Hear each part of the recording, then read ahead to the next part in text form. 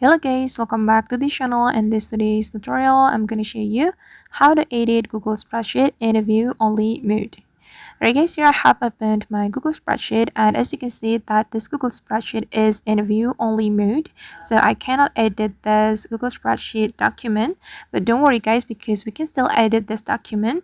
We have to make a copy of this document if we want to edit this document. So first of all, we can click on this three dots button and click on share and export and click on make a copy. We're going to make a copy of this document in our Google Drive.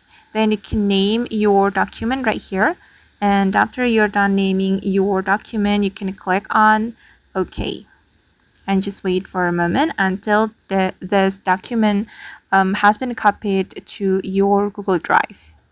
Okay, and now the document has been copied to my Google Drive, and now I'm able to edit this Google Spreadsheet document. As you can see, I'm going to add tags to the cell. Okay.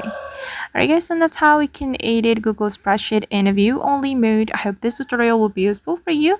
Thank you so much for watching, and see you in the next video.